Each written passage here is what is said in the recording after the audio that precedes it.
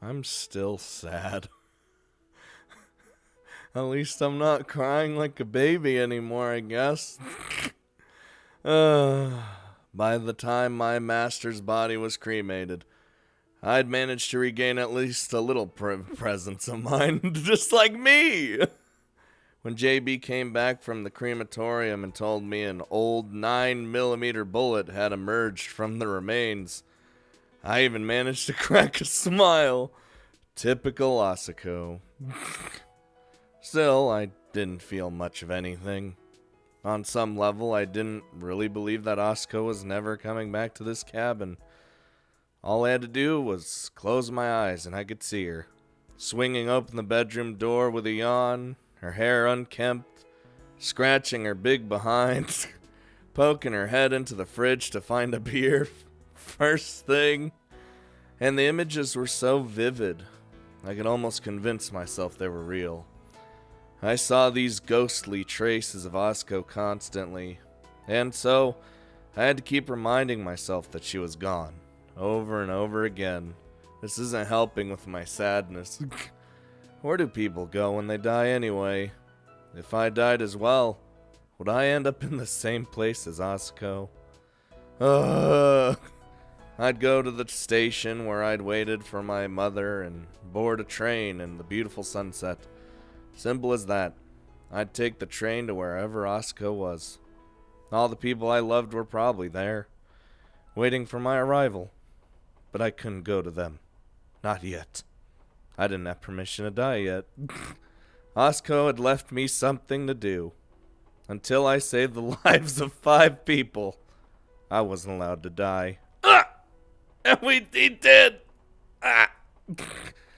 It was the only chance I had left to find some kind of meaning in my survival. Still, someday, in the red glow of a summer sunset, I'd board that train. No, Yuuji. You have so many people that love you. I no longer had anything left to live for, but I still had something left to do. Tell me something, Asako. Did you dump that job on me knowing you didn't have long to live? Did you deliberately leave me a nasty piece of homework so I wouldn't try to follow you? You're an idiot. You're an idiot, you know that? I'm not the quitter you think I am. Not anymore. I'll try struggling with life for a while, just like you said. But right now, I'm kind of tired. I don't want to move for a while. Let me lie here like this, just a little longer. Ow! Ow! Fuck! The hell?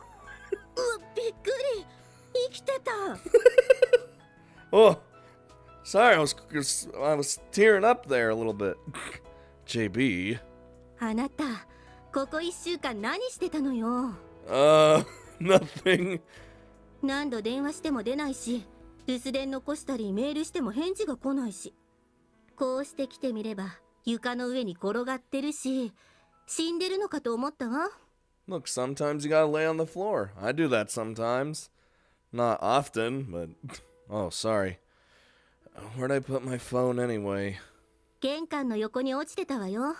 っていうかバッテリー切れてるし。Oh, well. Right. Tossed it over there right after I got back from Japan. Must have just forgotten about it. 無責任にこんなこと言いたくないけど、しっかりしなさいよ。Yeah, probably. Asako's death had been hitting JB hard too. Even so, the woman hadn't let herself shed a single tear in front of me.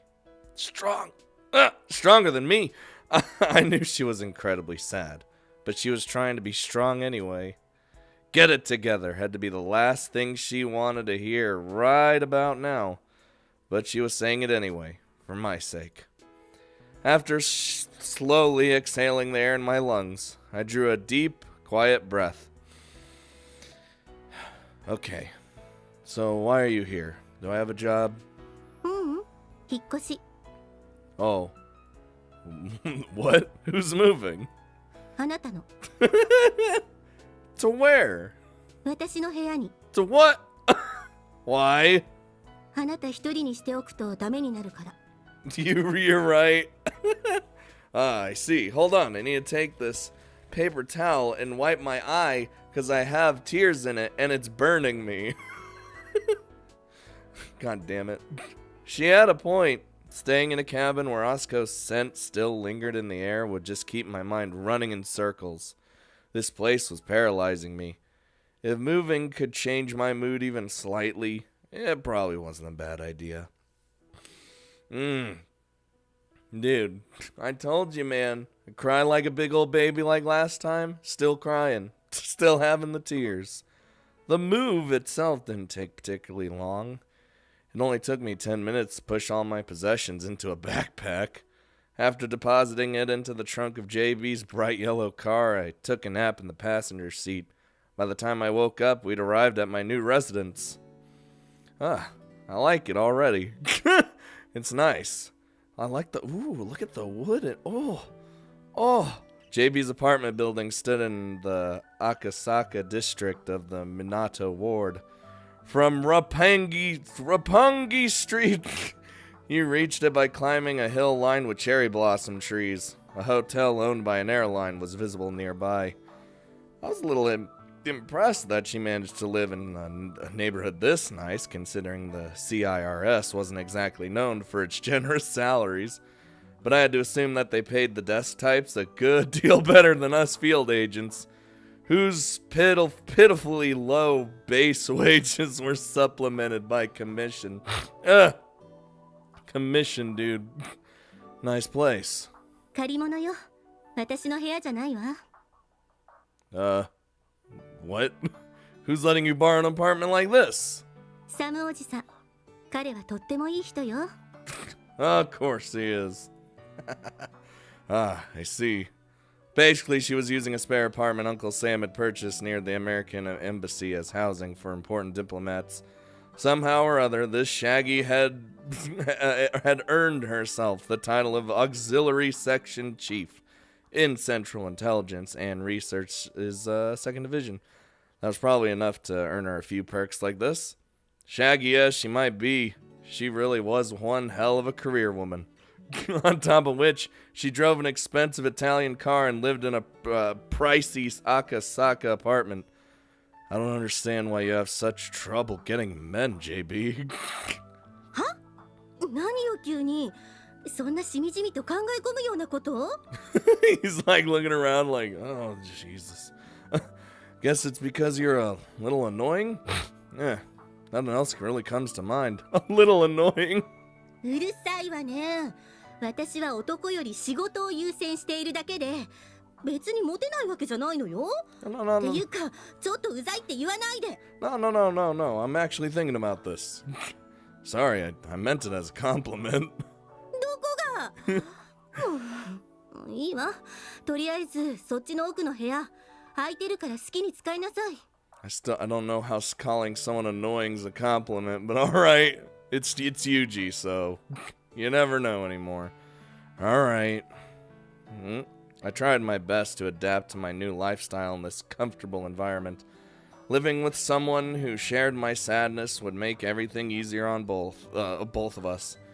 We'd be able to support each other. That was what I thought, at least. It proved to be a good deal more complicated and difficult than I expected.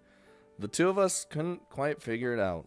Even so, it's not like living with JB was exactly unpleasant. 起きなさい。Yeah, I'm awake. おはよう。ひどい顔ね。また眠れなかったの？ Yep, every night. No, I slept just fine. Saw a weird dream, that's all. そう。私もう仕事に出なきゃいけないんだけど、朝ごはん自分で食べられる？ You got a can of beans? It's fine, don't worry about it. I'll take out the garbage, so you can just leave that. これはゴミじゃないわよ。服を買っておいたから、外に出るときはこれに着替えて。それと、携帯電話を必ず持っていくこと。Yes, Mom. Got it. それと、テーブルの上に食事台が置いてあるから、お昼はそのお金で好きなものを食べなさい。Thanks. じゃあ。行ってきます。 Bye, JB. I love you. Right. See you later. The smell of coffee. The sound of a television set left on. Whenever JB left for work, her apartment instantly became a much larger and lonelier place. Pouring myself a cup of coffee from what remained in the pot, I took an orange and some natto from the fridge, then cut a thick slice from a loaf of 1,800 yen bread. I opened the package of natto, mixed in the included mustard and sauce, and stirred the beans around. You're damn right. Once the mixture was nice and sticky, I added a bit of mayo and stirred it up again. Plopping this mixture onto my piece of bread, I added a bit of sliced cheese and then slipped it into the toaster oven. As I waited for the machine to toast my breakfast, I took a few sips from my cup of caffeine-free coffee. It was oddly flavorless. Opening the curtains, I looked down to see that JB's Modena was just poking its yellow nose out of the building's underground garage. Her flashy, prancing horse would be warming up in traffic before long. No doubt she'd end up locked in another battle with her commuting rival, a red-brown Gallardo made by a tractor company with a water buffalo for a logo. Oh, it's done! There wasn't a toaster in JB's apartment originally. Until I arrived, she'd just been using the toaster mode on her microwave. But I really wanted a traditional model, so I'd picked up one for 2,000 yen at a Shinjuku electronics retailer. Tastes good. A luxury apartment full of luxury furnishings. In this sleek, high-class environment, the cheap toaster on the kitchen counter stuck out like a sore thumb. We had a great deal in common, me and that toaster. We weren't completely useless, but we just didn't fit in here. JB and Asuko. For two old friends who'd grown up in the same orphanage, they certainly approached life in different ways. That morning, I dreamed of Asuko for the first time in a while. In my dream, Asuko had been chopping up cabbages from the garden out behind her cabin and stuffing them into beer mugs. Then adding crushed ice drenched in French dressing, producing a bizarre concoction that she referred to as ice cabbage. My God, she never stops with the creative cuisine. Glancing over at me as I watched in horror, Asuko had proceeded to grab bits of cold, crisp cabbage with her chopsticks while simultaneously guzzling sweet potato shoshu on the rocks. If I told JB about this, she would have probably have answered, "That sounds like Asuko, all right," with a gentle smile. But even so, I was trying not to mention Asuko around JB when I could possibly help it. For her part, JB seemed to be avoiding the subject, and it didn't seem to make her too happy when I brought it up. The two of us couldn't keep looking back forever. At some point, we had to start moving forward. We're working on it! Once I finished my breakfast, I washed my face and brushed my teeth. There were 3 toothbrushes on the stand just outside the bathroom. Until the other day, there had only been 1. There was a reason for this sudden increase, of course. It was 3 days after I moved in. ここでの生活にももう慣れた？ Well, more or less. 何か足りないものがあれば遠慮なく言いなさい。必要ならすぐに用意するから。Let's see. Alright, how about a firmer toothbrush? Yours is way too soft. I like the kind with stiffer hairs. It's not that big a deal, though. I can just buy one at the convenience store. 待って待って。そうじゃなくてね。あのね、ユージ。もしかして、私の歯ブラシ使ったの？使っちゃったのかな？Yuuji's like, I don't see a problem. You said I could use anything in the apartment, didn't you? Was it off limits? 常識！誰もが自分と同じに持ち合わせていると信じていた常識がこんな形で崩壊するなんて。She just... しまった。この子の常識は朝子のそれと何ら変わらないということをすっかり失念していたわ。深く。Sorry, JB. わかった。歯ブラシ買ってくる。毛が硬いの買ってくる。I hadn't been aware of this previously, but apparently I was just as crude as Osco in some respects. Ever since that day, there were 3 toothbrushes in the apartment. Mine, JB's, and the one she'd used before I moved in. I didn't really mind. JB was probably in the right, and a few minor hassles seemed to be par for the course with women. When I finished brushing my teeth and washing my face, I glanced into the mirror and realized that my hair had grown out a little. Sooner or later, JB would probably tell me to cut it. That was the sort of woman she was. Just do it myself, just like me. After returning to my room, I dressed myself.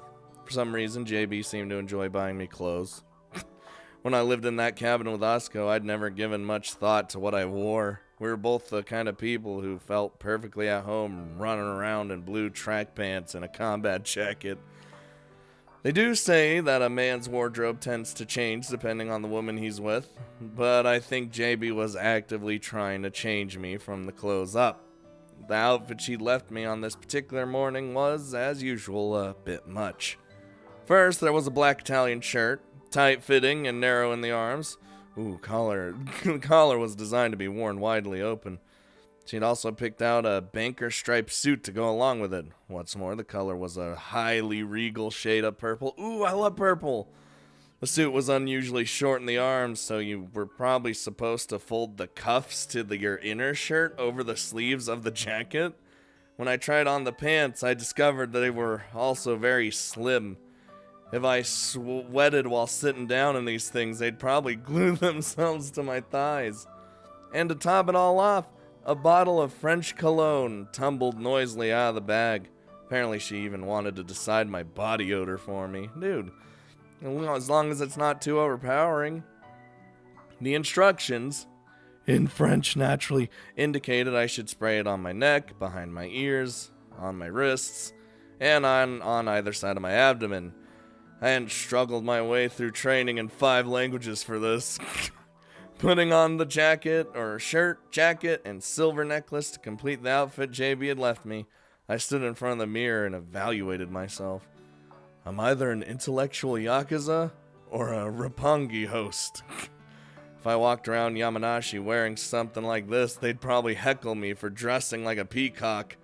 If I went to the harbor in Shizuoka, it'd be, where are you headed in them purty clothes, brother? Then again, this was Akasaka, right next door to Roppongi. I probably wouldn't stand out too much in a neighborhood like this.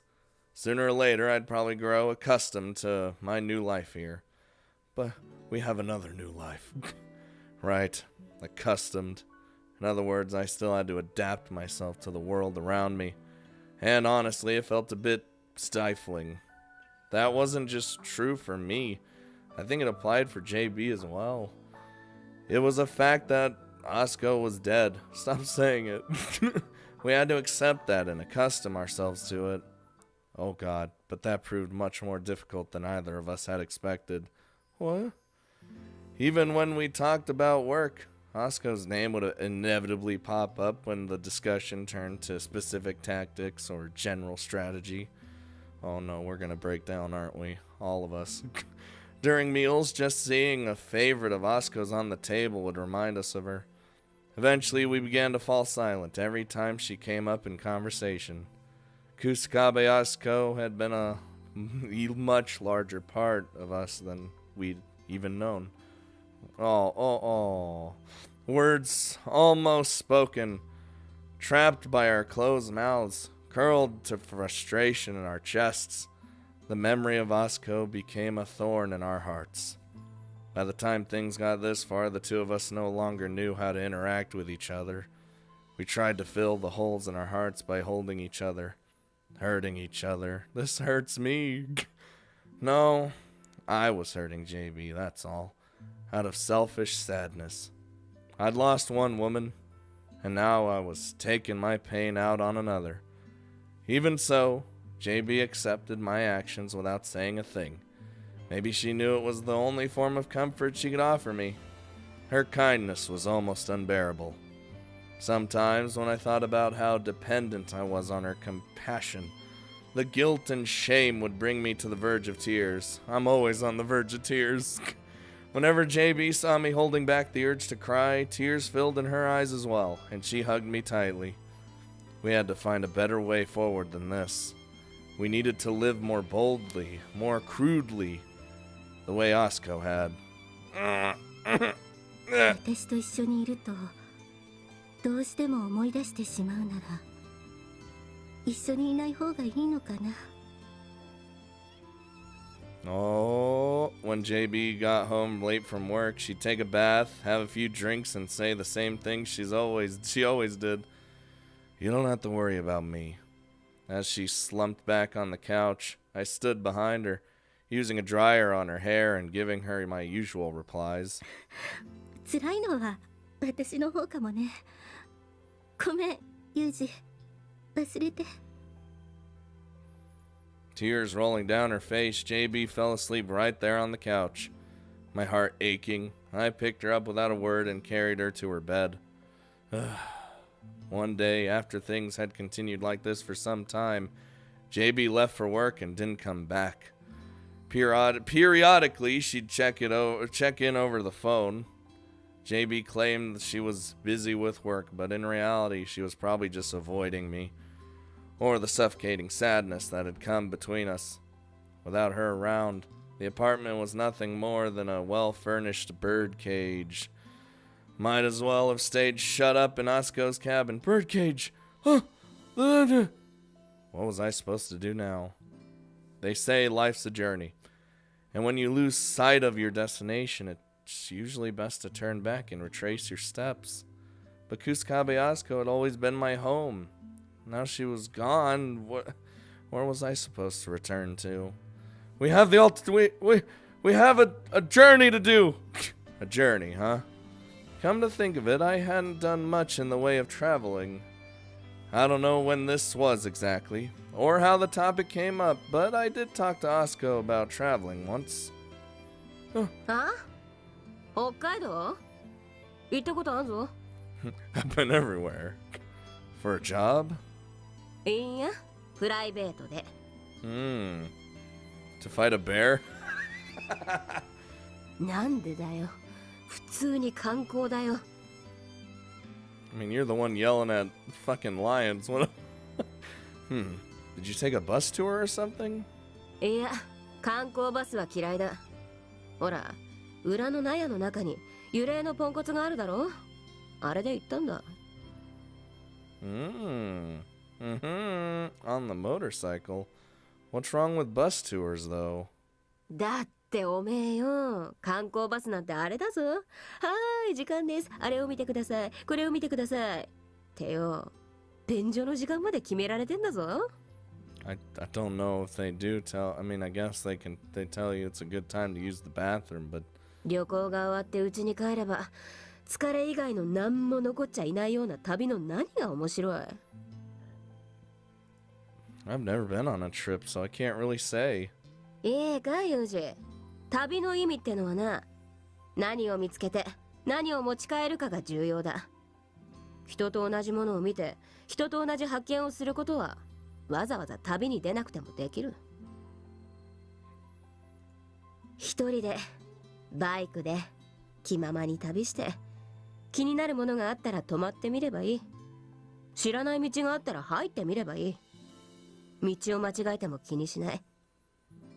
I think that's a very adventurous way to look at things. I like it. 自分で見て、感じて、発見して理解する。そういうことを繰り返してるとな、人と同じものを見ても違う見え方をしてくるもんだ。軍人なんて仕事をしてるとよ、そういった人とは違う視点ってのが重要だったりもするわけだ。わかるか？ I think, yeah, well, more or less. なんとなくかよ。まあ、そうだよな。So can't you just say yes without adding anything? よし、そんじゃお前が免許取ったらバイクで北海道行くか。一月も向こうにいりゃなんか違ったもんが見えてくるだろう。What about work? サラリーマンじゃねえんだ。休めばいいさ。I think an office drone would have less trouble taking a vacation, actually. 細けい子だどうだっていいんだよ。バイク2台で北海道まで行ってよ。そっから先は現地解散で別行動な。Why even bother going together then? バカだな。私の後についてあれ見ろこれ見ろ言われたらバスと変わんねえだろうが。合流場所だけ決めて別行動すんなよ。そんでな、キャンプ場で合流したら何を見てどう感じたか酒でも飲みながらお互いに語り合うってわけよ。その方が旅として濃いし絶対面白いから。 I guess we would get double the stories and double the perspective. Sure, I guess we'll need 2 cameras then.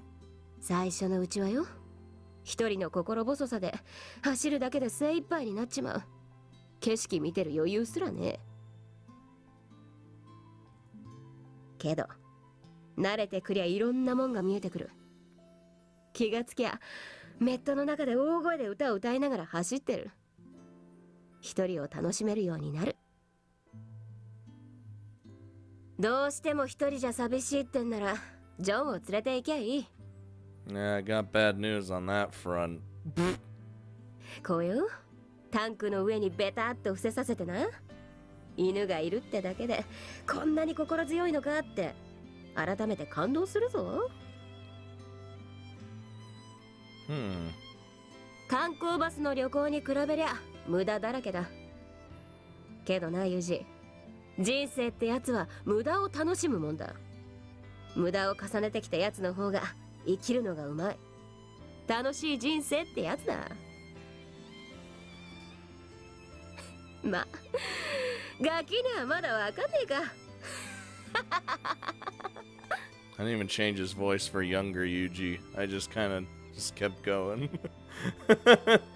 Someday, let's go to Hokkaido. That proposal of Asuko's never actually became a reality.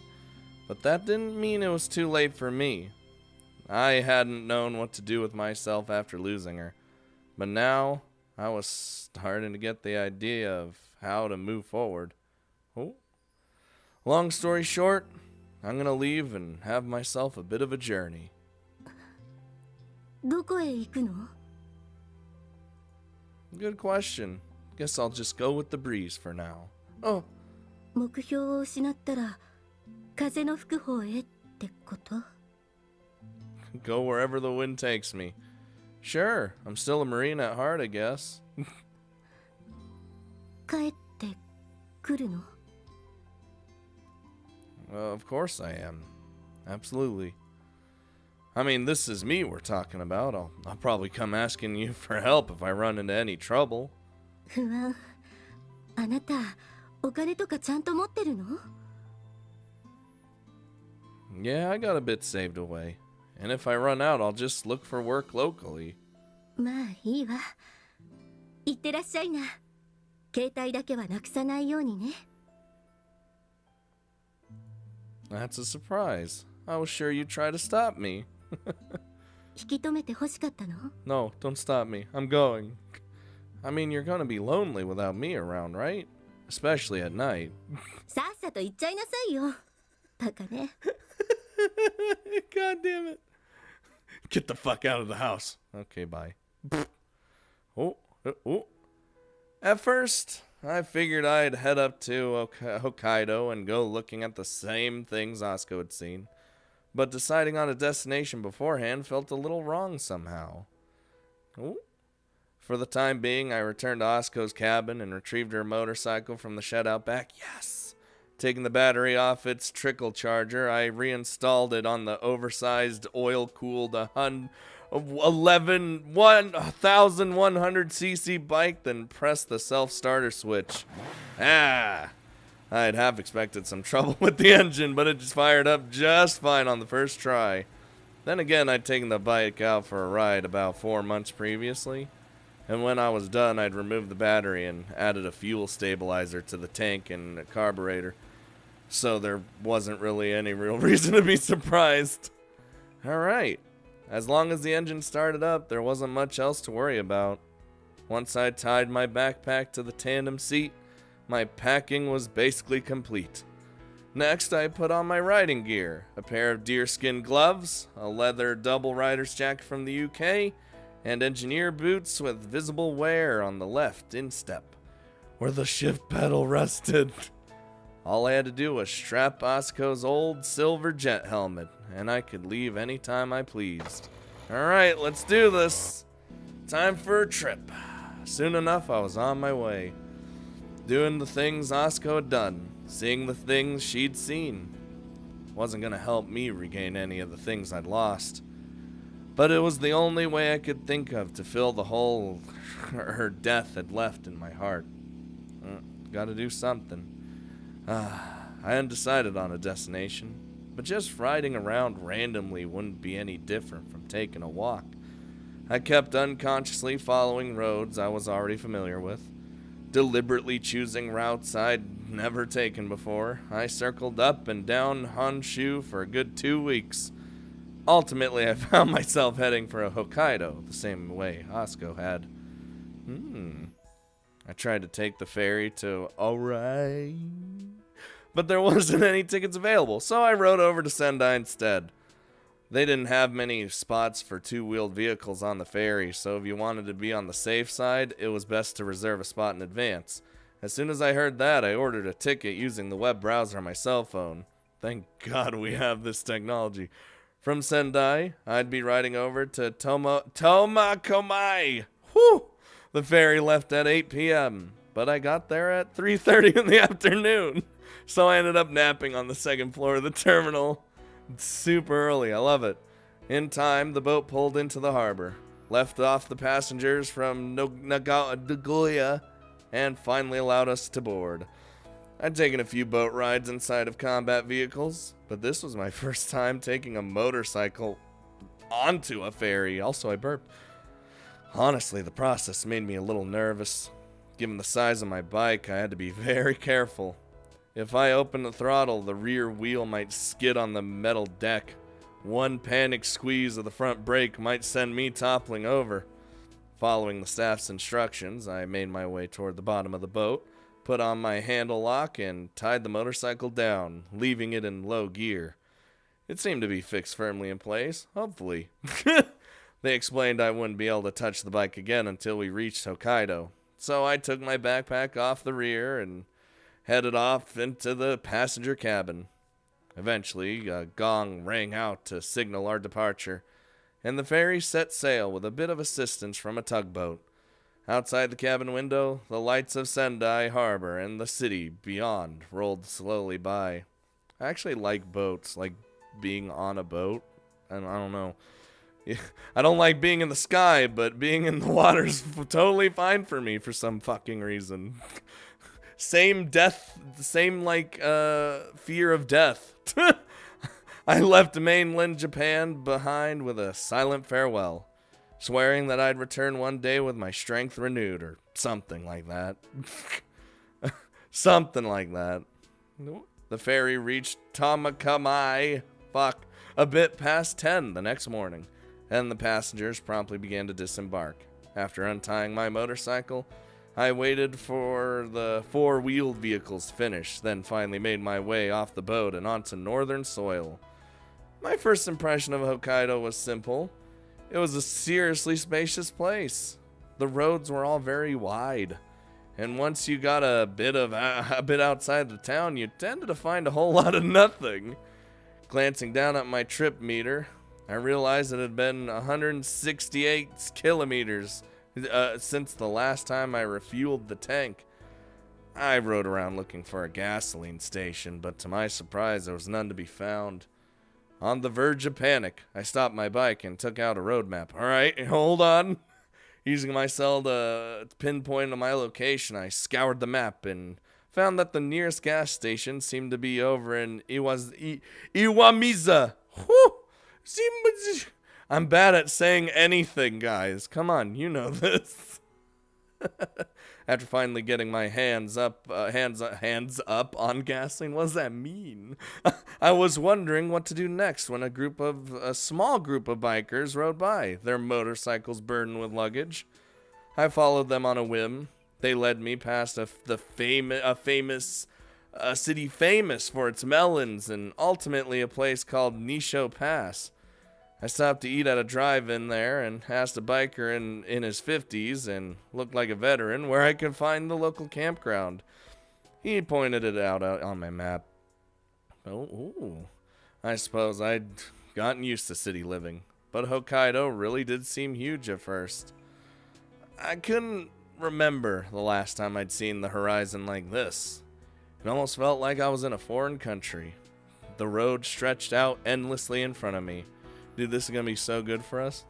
I was riding a gas guzzler that couldn't manage more than 20 kilometers per liter, so the numbers on my trip meter were a source of real anxiety. I made a habit of refueling up every chance I got. Who knew if there would even be another gas station after this one? Dude, just to be safe, you have to. Had Asuko felt the same way, looking out on this scenery? For no particular reason, I picked up a pack of the cigarettes that Asuko always used to smoke from a gas station. After smoking a single one, my eyes started spinning and I ended up developing a headache. I don't think this is going to become a habit. My 9th day in Hokkaido. Following the steps. In the campground at night, I noticed a man heating his food inside an empty can, which he held over a small gas stove. He told me it was a good way to cook simple meals for one, since you could just throw away the can later. No need to bother finding water to wash your mess kit. Seemed pretty logical. I was a bit impressed. When I tried it out for myself, it worked well enough, but the food tasted noticeably worse than usual. I decided to file this trick away under might come in handy someday. Day 12. Leaning into the fairing as I barreled down a long straightaway. All I could hear was the sound of my engine, exhaust system, and drivetrain. Somehow it felt like the world had left me behind. Irrational anxiety rose up inside me. I'd never been that social a person, but right now I wanted to see another human being so badly I felt like screaming. For lack of a better alternative, I gave it a try. Asuko!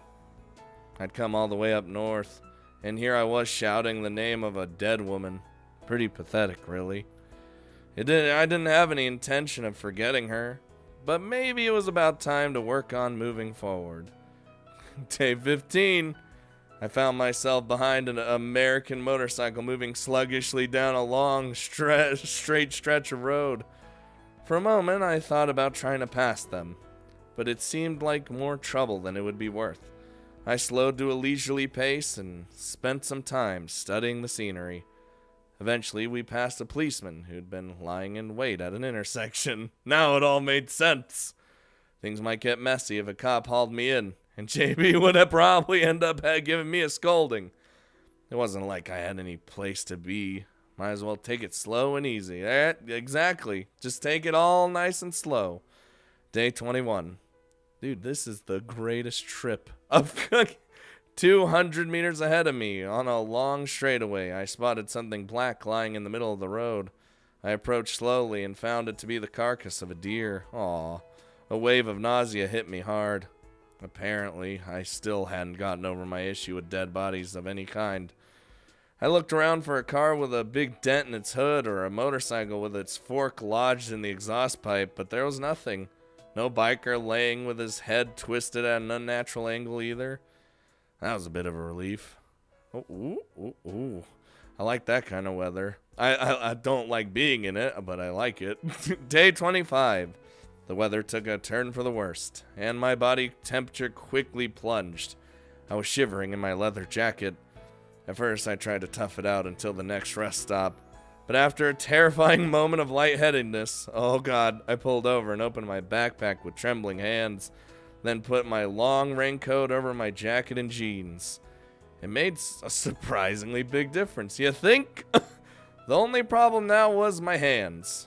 I could rest on my left on the head of the engine, but my right grew colder and colder with every minute on the handle.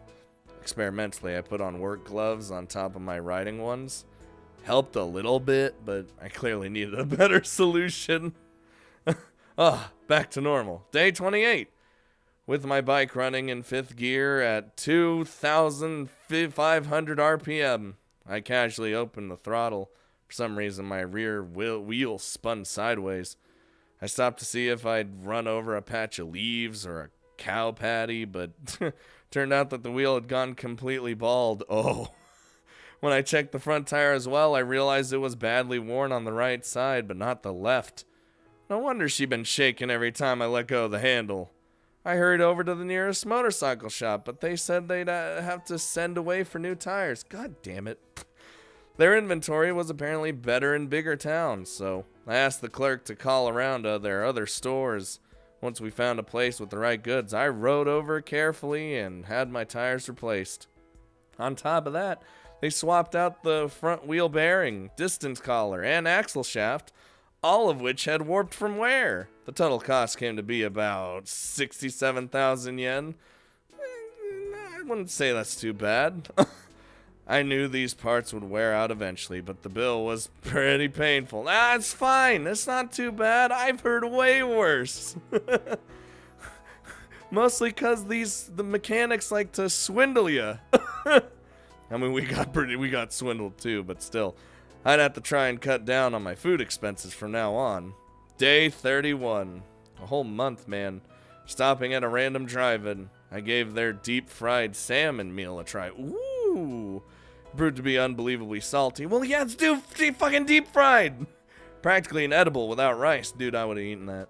And they made up for the poor quality with truly massive portions. Yes! Looking down at my overly full plate, I found myself thinking of JB. Despite her size, the woman wasn't a big eater. When we went to restaurants together, she often couldn't finish what she was served. That said, she did have a good 5 meals per day. Whenever she ran out of steam, JB would put a smile at me and silently push the rest onto my plate. You're young, so eat up, seemed to be the message. But when Asuka was alive, she'd apparently played a similar role.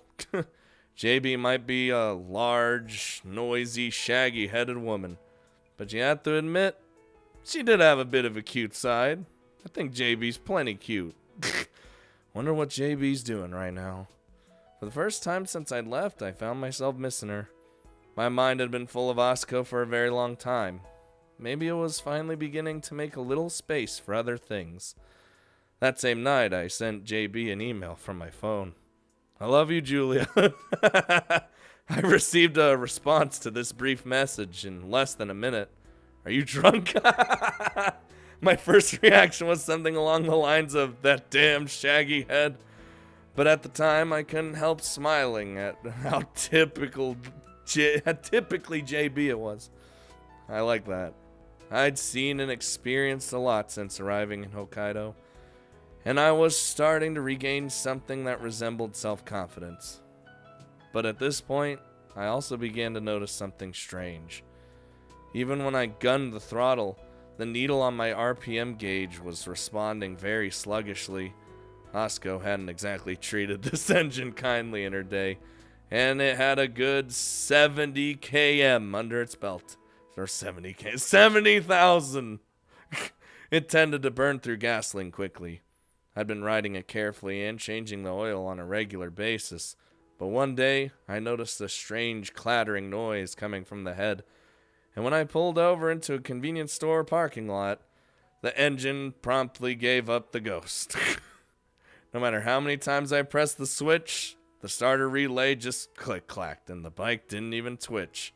Well, I tried to push starting it in second gear, but the instant I released the clutch, the rear wheel just locked up. For lack of any better options, I spent 6 hours pushing the heavy hunk of junk down the road to the nearest repair shop. From what the mechanic could tell, either the journal bearing in the crankshaft or the big end bolt of the conrod had probably broken. And repairing it would be a major operation, requiring them to remove the engine from the body of the motorcycle. And my financial situation would not allow that. So I called up a vehicle transport company instead. Ended up having to push it another 27 km to the nearest depot. Jesus. Having lost my wheels, I turned back and began to retrace my path on foot, weighed down by my backpack. Honestly, what the hell was I doing? It might have been funny if it wasn't so ridiculous. It's pretty funny.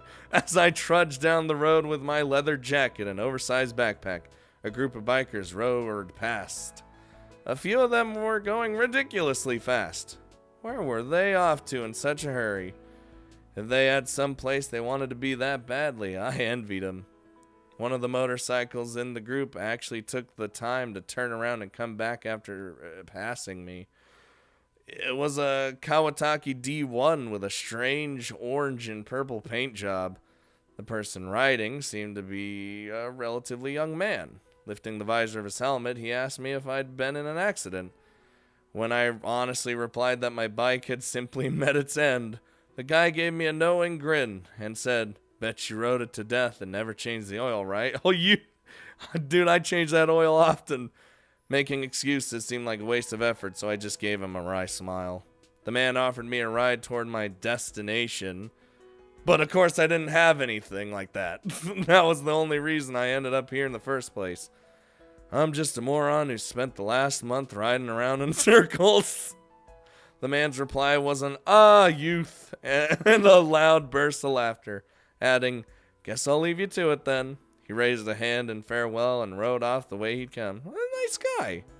He came by and was offering youth.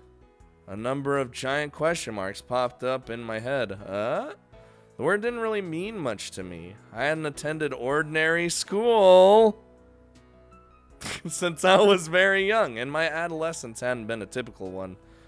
Wasn't youth for people who normally go to normal schools? The kind of kids who still think the world's a nice place? The kind of teenagers who get worked up over the girls they like or lash out at their parents when reality doesn't live up to their expectations?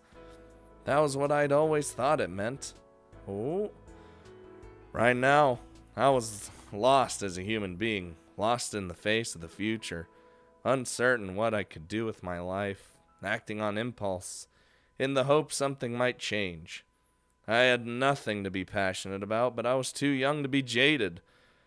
And all these jumbled feelings had slowly filled me with a vague sense of anxiety. I feel it. From anyone else's perspective, it was probably a textbook case of youthful angst. Once I realized that, the whole thing suddenly seemed remarkably idiotic. Youth, huh? It was embarrassing to even say the word out loud, but somehow it felt like a symbol. Maybe that was exactly what I'd been lacking. Time to go home. I still wasn't sure exactly where home was, but that wasn't important right now. A few days later, I called JB and informed her that I'd be returning, then caught a flight from New Chitose Airport. Compared to my long outward journey, the trip back was over in the blink of an eye. It really drove home exactly how much time I'd spent blundering around like an idiot.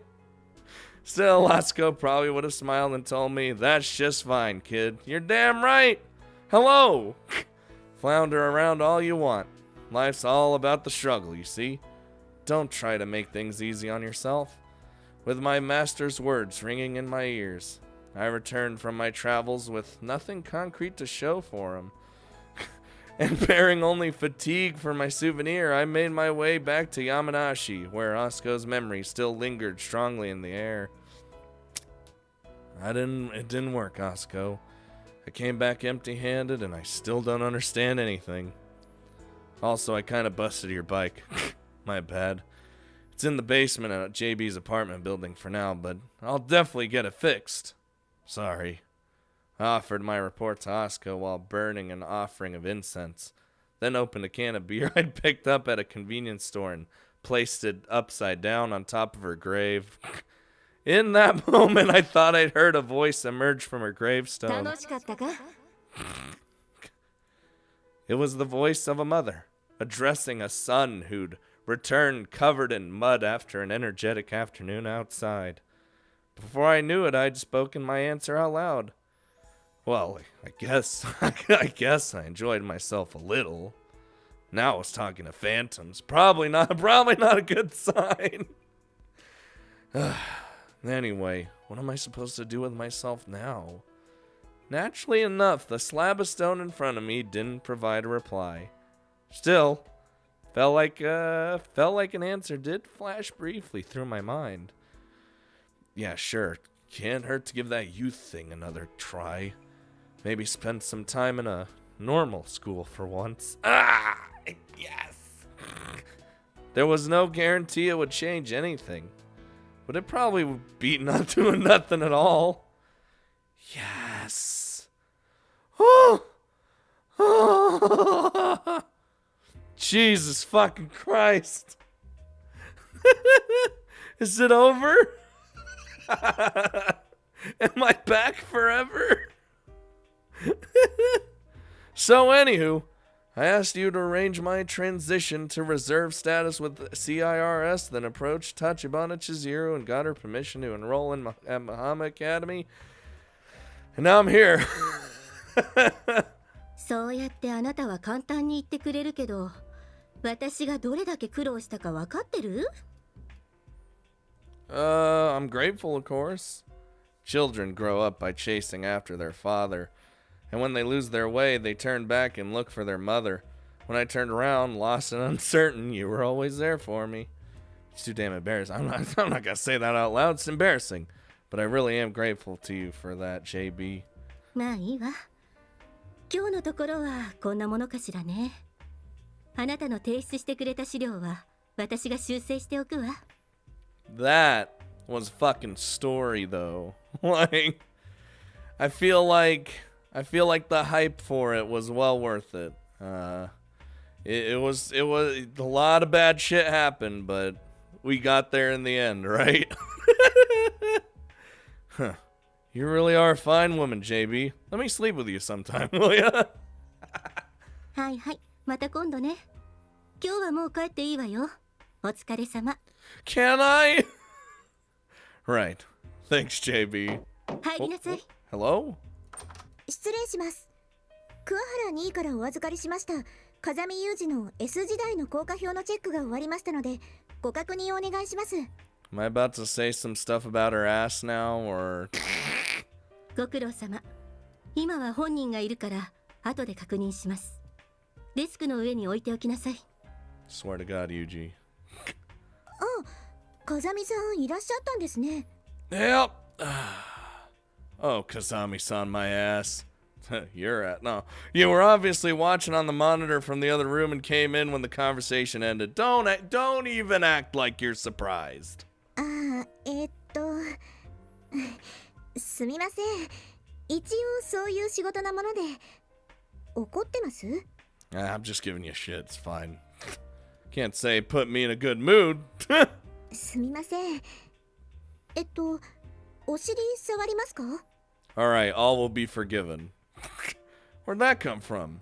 Makes it sound like I'm some kind of ass-grabbing serial molester. But I mean, we do like your ass, so... じゃあ触らないんですか？ Oh, no, I didn't say that! Maybe next time, when we're alone. もう She's like, boo! もうじゃないわよ。牛じゃあるまいし。いいから資料を置いたらさっさと自分の仕事に戻る。 Get your subordinates in line, JB. はい。 God damn it. Well, see you next time, Chara. いっつもそうやってまた今度って次は絶対ですよ。 Also, did I say Chihara? What the hell's wrong with me? Chiara. Jesus Christ. キアラはいすみません。先輩後で少しお時間よろしいですか？何？ここだけの話ですけど一課から気になる情報のリークがありましたので少しご相談を。 I don't like that. わかったわ。 I'm just leaving anyway. You can discuss it here. あ、でも Okay, bye. Goodbye, Major Haruta. You know what? Fuck it. I'll be on my way now. ご苦労様。 Good lord. A leak from First Division probably means Akasaka's up to something fishy. It's better for field agents like me not to hear too much about that sort of thing. Some jobs are easier to do when you don't know about the politics or behind the scenes maneuvering involved. And in any case, I'm pretty damn tired. I'm fucking tired too! We just did your whole story. I did stay up late working on those documents, but revisiting the less pleasant parts of my past were also more exhausting than I expected. Right now, I just want to go back to the dorm, collapse into my bed, and sleep. The dream! Holy shit! みちる様、いらっしゃいますか？ I haven't seen you girls in fucking years. It's good to be home. It's good to be back. Dude, I'm losing my damn mind. Does that mean we're like almost done? Blizzard? Oh, Jesus. Everyone's been saying that when Labyrinth is finished, like its ending is so good that you want to like go straight into Eden. And depending on how that goes, how I feel about that, I might actually do that, even though you gotta do the side stories before you do that. But like, if I really have to do Eden next because the ending for this one's so good, like, what do you want from me? But we're not even there yet, so I don't have to worry about it. But I feel it approaching. I feel the ending in my nuggets, and my nuggets never lie.